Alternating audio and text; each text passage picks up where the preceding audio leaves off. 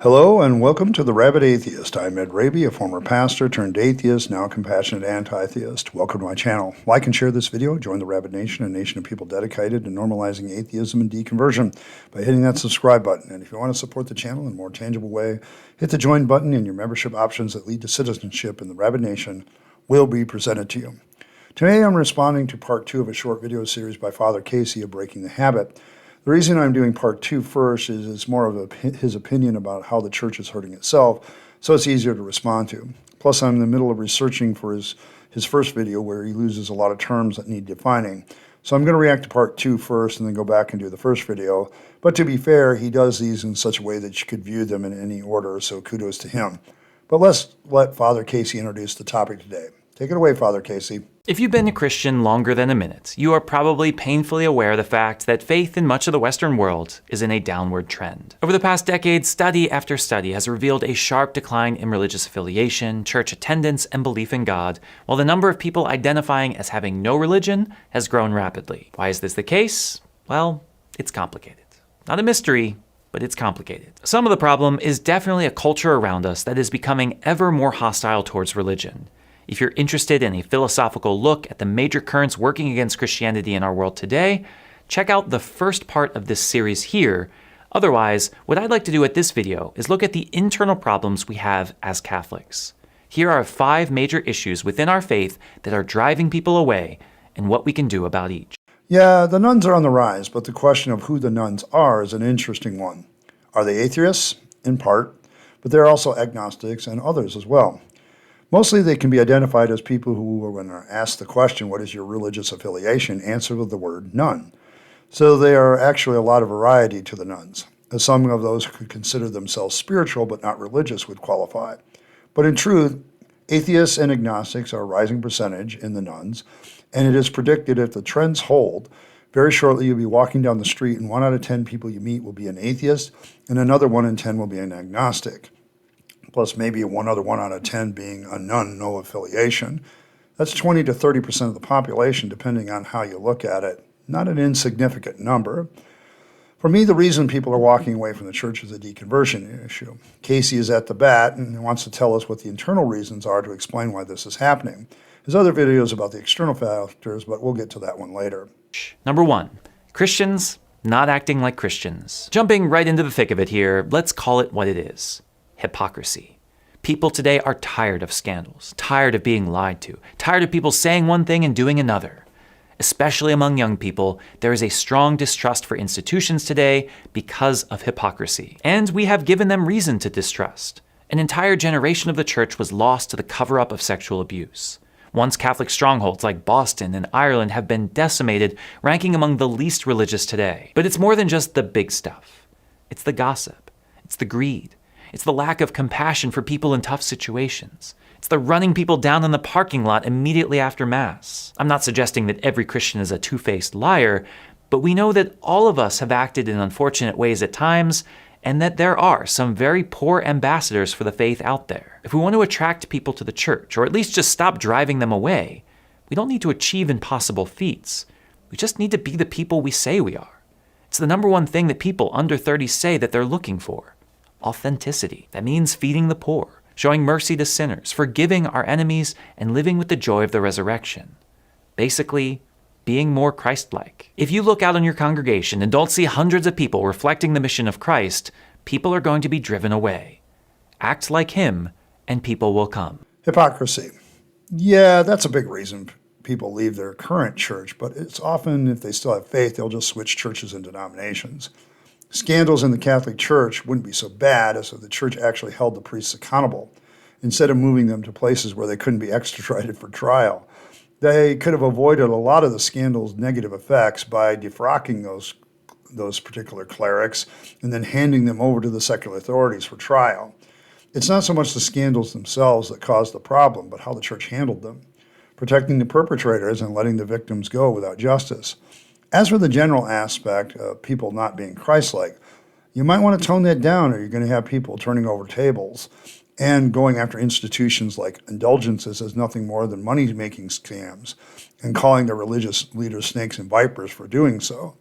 Yeah, hypocrisy drives people away, but I don't think it's a big reason people leave the faith altogether. It's more of a reason for them to switch brands. Number 2, irrelevant preaching. Most people are going to be able to overlook the occasional hypocrite as just a part of our human nature, but preaching that doesn't feed is not going to be tolerated. I've seen it everywhere I've been. People will vote with their feet and go somewhere else. Maybe another Catholic church, maybe another denomination, maybe nowhere at all. And let's be brutally honest with ourselves. Preaching in the Catholic Church is bad. On the whole, generally true in most places, it's suffocating. I've been to Mass in a lot of places over the years, and I almost never hear a homily that has any bit of inspiration.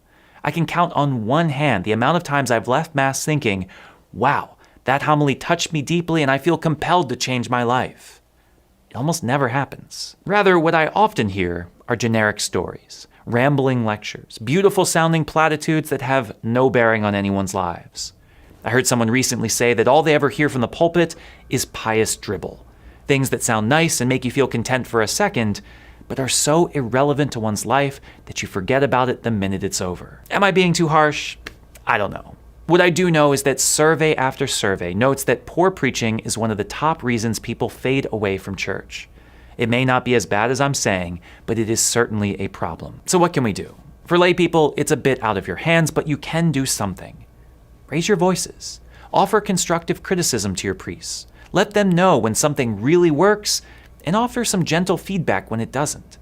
The sad reality is that most priests get almost no meaningful feedback, one way or another, and many can go their entire lives not realizing that people are yearning for more. As for priests, I made an entire video with advice, but let me distill it down to one point. A homily should be an answer to a question your congregation is asking. What are they asking? Don't just explain the reading, speak to the real existential worries of our world. Good preaching only comes when you are in touch with these questions and grapple with them yourself in prayer. Is that really the preacher's fault, this irrelevant preaching thing? I mean, the source material is ancient and out of such itself. The Bible, being that source material, is a big problem itself because it addresses questions with the assumptions of the problems of its time and offers solutions that are out of touch within its pages. The preacher is left with the difficult task of making Iron Age mentality and morality relevant to the modern mind and situations. No amount of massaging the text or making it relevant is going to fix that. What it plainly says is often in contrast to today's audiences as far as what they think are actual problems, and frankly, parts of it are immoral by today's standards. People can examine the preacher's claims during a sermon with their phones and discover often they are either not hitting the controversial, nonsensical parts of the text, or they're not giving genuine consideration it deserves as far as its truth claims. It might be even that you have an inspiring preacher, but the source material is very well known to the people, so they've developed their own viewpoints on it and realize the text itself is problematic. Given this, I don't care that you're answering the question that your congregation is asking. The answer is not going to be a good one or a relevant one because of the source material. Number 3, the lack of intimate relationships. There is a private element to faith, no doubt, but faith is not a private practice. Everything about who we are as Christians is meant to be lived together. Our worship is in the context of a meal. Our sacraments rely on the presence of another. Our mission is to be in communion with others. Community is not just a bonus, some nice add-on. It's the reason we're here. Meaning we don't just need warm bodies to fill seats, we need people who are willing to grow together, walk together, cry together, and die together. Is that the experience of the average Catholic attending Mass on Sunday? I highly doubt it. For most, the people around them are anonymous bystanders, privately offering their devotion in close proximity. Many do not know the name of another person at their church. Many do not call their parish a home, either because they've never known how to connect, or worse, were never meant to feel welcome. If we want to fix this, we need to do more than just be pleasant, more than just offer a few events here or there. We have got to actively form parish families, host events that build fellowship, facilitate small groups, make it known that we are there to support people in their trials, and then ensure that people are trained to do so. Some people will prefer to remain anonymous no matter how hard we work, but many are dying for intimacy. Our world is suffering from an epidemic of loneliness. If we do not satisfy their longing for fulfilling community, they are going to go to the Protestant church that will, or worse yet, entirely replace religion with Sunday football. Make the parish a home, and people will never want to leave. I think you meant to say relationships, not relationship. I also think you should be careful with the word intimate because it brings up other connotations. Yeah, this is actually a good point for any group of people that depends on unity, so the points he makes are good ones. But this is the thing for those walking away from the faith altogether. One of the things they miss is the fellowship, but they still walk away nonetheless, despite sometimes coming from churches that had great fellowship. Why is that? Because they would rather have their intellectual integrity of following the truth, and no amount of fellowship is going to change those people's minds. Number 4. The LGBT issue. The Catholic Church has always believed and will always believe that marriage is between a man and a woman, and that any sexual activity outside of the covenant of marriage is sinful. This is not in question, and I have no interest in challenging it. At the same time, the Catholic Church has always believed and will always believe that every human being is created in the image and likeness of God, and that no one is defined by their sin. This is also not in question, and I have no interest in challenging it. The LGBT issue that we have is not one of sexual morality, but of compassion and mercy. There is a legitimate fear and hatred in the Catholic Church of our brothers and sisters with same-sex attraction or gender identity issues. I'll give you an example. I made a video a while back talking about the Friars refugee camp in Mexico, how there is separate housing for LGBT persons because they are vulnerable to abuse from even the other refugees. We provide food and safety to vulnerable people. You would have thought that I said we were promoting gay marriages. While many comments were supportive, many others were aghast that we would do such a thing. You better have told them that they were sinners and need to change their lives. Common refrain. I tell you what, treating people like that, defining them by their sin and judging them, is not going to win people over. It is not going to change many hearts. For a world that is becoming more and more sympathetic towards LGBT issues, attitudes like this will do nothing but drive more and more people away. We need to be clear about our teaching, absolutely, but all of it. That we stand for truth, but never belittle sinners. We welcome them. We're patient with them. We encourage them to change their lives only after we have befriended them and gained their trust. And how do we gain their trust? By treating them as loved members of God's family, by recognizing their inherent dignity and defending their human rights. There is an LGBT issue in our church. It's our repeated failure to welcome them with compassion.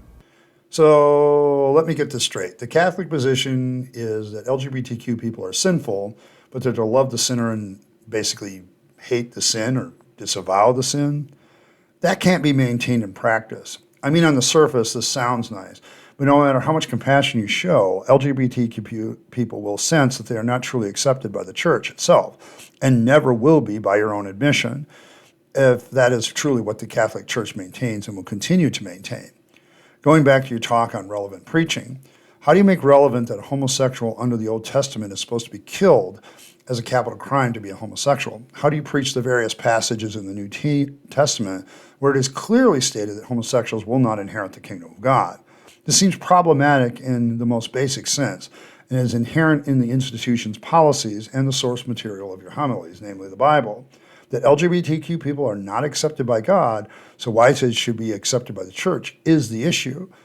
Once LGBTQ person understands this, they're going to walk away no matter how much compassion you show them, because there are other options. And finally, number 5, partisan politics. St. Oscar Romero was a prophet in our modern world. He spoke against a government that killed innocent people, and he lost his life for it. He was not afraid to tackle difficult topics, and he most certainly got involved with politics. In one of his radio addresses, he said something that has guided my life since the day I heard it. This is what the church wants: to disturb people's consciences and to provoke a crisis in their lives. A church that does not provoke crisis, a gospel that does not disturb, a word of God that does not rankle, a word of God that does not touch the concrete sin of society in which it is being proclaimed. What kind of gospel is that? Just nice, pious considerations that bother nobody. That's the way many people would like our preaching to be. Those preachers who avoid every thorny subject so as to not bother anyone or cause conflict and difficulty shed no light on the reality in which they live. The church, by its very nature, is political. It lives and works in the world. It stands for truth and morality. When evil exists around us, we cannot stand idly by. When governments or institutions are hurting people, we cannot remain silent. The gospel compels us to be involved. What it does not compel us to do is to become involved with a political party. There are undoubtedly Republican stances that are in line with the Catholic Church, and we should applaud them. There are undoubtedly Democratic stances that are in line with the Catholic Church, and we should applaud them as well. But neither party represents the gospel. Neither party is of the kingdom. In one way or another, they represent a culture of death, a false god to serve, the temptation to fix our problems through moral compromise and corrupt power. When a preacher gets up at Mass and endorses a party, when he lets partisanship get in the way of discipleship, when every homily is about political matters and not about the matters of the gospel, people are going to leave. Our world is already being torn apart too much by political divisions, already forced into too many false dichotomies. As active as our churches should be in the world, they should never be of the world, extensions of political action groups. A Catholic Church that defines itself as liberal or conservative has lost the game because these are not godly terms, they are political terms that do not align with the gospel. Partisan politics. Yeah, I actually agree with this in principle, but the problem with the Catholic Church itself is that it is a political power, and it holds itself as its own state, at least the Vatican is. Not to mention the Catholic Church at the highest levels has been involved itself in political matters around the world, taken over nations, caused wars throughout history, signed treaties with tyrants, dictators, and mass murderers. It has used its own social interactions and its own social viewpoints and pressed them on areas of the world that are Catholic, causing outbreaks of AIDS epidemics, particularly in Africa. So I can see why individual churches, though, are going to get the idea that it's okay to be involved in political matters in this way when they look at the track record of their own church. If the church itself possesses a certain political agenda, everyone else is going to think it's also okay to do so. Your own admission, for instance, that some of the things on the right are applauded and echoed by the Catholic Church, and some things on the left are applauded and echoed by the Catholic Church, kind of highlights the problem. People are going to join a church if they're right-leaning and think the right-leaning issues are the important ones. And when they find a church that does activism in that area, they're going to join it. And the same is true for the left. What this means is, by your own political insight, you've kind of cited the reason why people join these types of churches. It just means, that you're trying to make the political agendas outside of this, the right-left in the United States, say, or the conservatives in the Labour Party in Britain or wherever. And what you're really trying to say is that we have our own political agenda. Well, yeah, we all know that, but your own political agenda hasn't exactly led to great things in the world either. People may walk away from a church for this, but that often means that they just switch brands of their faith rather than give up on faith completely. Really, it's just a flavor of your first point about the hypocrisy, and it's just politically flavored. You're just adding a political element to the hypocrisy and saying that we should get over this simply by joining the church's real political agenda, which seems to be outside right and left politics. But is it really? What makes the church different, what speaks to the heart of our world, is that we point beyond these divisions. We should be showing a way out of these camps, not reinforcing them. Model the kingdom of heaven, a place where unity is sought and cherished, and people will come. Of course, even when we do all of this right, we still face an uphill battle in our world. We may create a place where the kingdom of heaven is alive and well, but what are we doing to combat the cultural forces attacking faith from the outside? If you're interested in a video that looks at the biggest reasons people are becoming atheists and what we can do to combat them, check out this video next. I don't know. I don't think these reasons people are leaving the faith altogether, other than reason 2, where people can easily inquire into the source material about which homilies are preached and discover that it itself is problematic. These seems to be reasons a person might leave the Catholic Church, but not necessarily Christianity. I mean, one can find a church in another denomination that has good fellowship and connection. And they can also find churches that not only accept LGBTQ people, but make them clergy. They can also find churches that don't engage in politics. I know in my first church, I maintained a zero tolerance policy in my church for political rhetoric. You can find a church that lacks in hypocrisy or only maybe has a small percentage of it in parts. But, every church has its own hypocritical nature, so a lot of people just tolerate that. I don't know if that's necessarily the reason why people leave faith. What you cannot do in today's modern world is make the Bible relevant, no matter what your question is asked. I mean, you can in a sense, but it's going to sound hollow once a congregation member looks at the text, sometimes in real time, and discovers there's a disconnect with what it says in your so-called relevant preaching. The problem is that the Bible makes a lot of claims, and the evidence for those claims are scanty or non-existent, and that is the real faith killer. There are passages you dare not preach, or issues of the text you dare not bring up because they are challenges to faith itself. Once a member of a church discovers these problems, then it's not a matter of compassion or tolerance anymore. It becomes a matter of truth. And in that battle, the church loses a lot. And yeah, I'll be responding to your video on atheism next, so stay tuned. Well, thanks for everybody for stopping by. I, of course, appreciate everybody's viewpoints in the comments. So please make your comments known, and maybe you can relate to some of these things that Father Casey has said, but I don't know if any of it really would have caused me to leave the faith, other than reason two, when you start to listen to preaching or do preaching yourself like I did, and you begin to look at the source material and realize there's a lot of problems, namely the Bible.